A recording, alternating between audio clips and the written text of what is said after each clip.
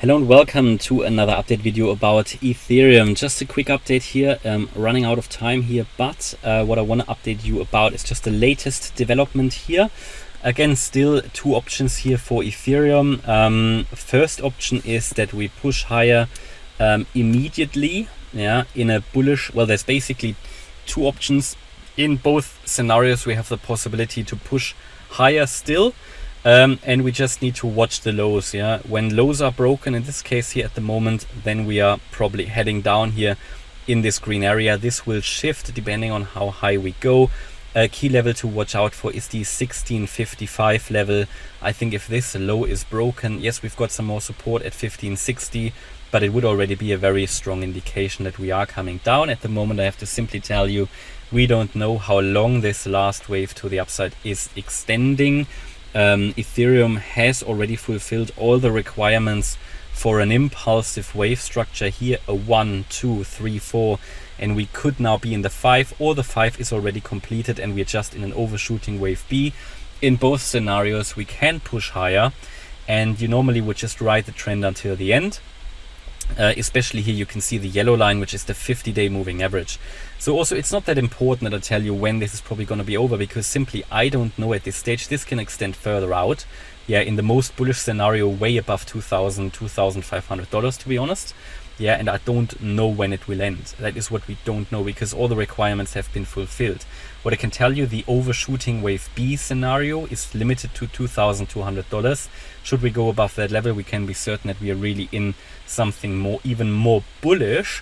But we need to have on the radar that at any point in time this can swap over, this can move over, and the market can decide the impulse is done, we're now coming down.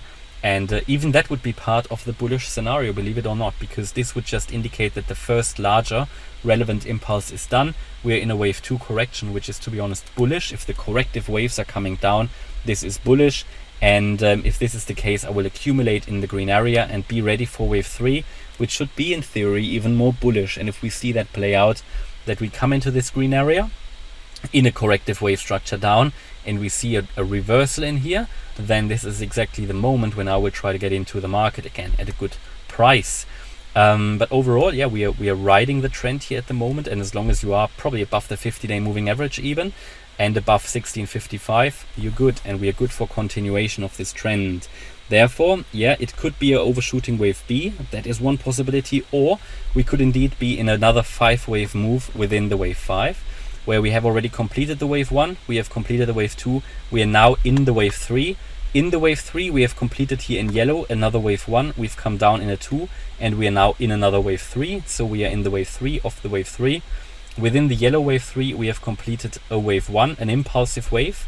At least it could be counted as complete. We can count the subwaves as 5 waves, and we need to be ready to get now into a wave 2 correction.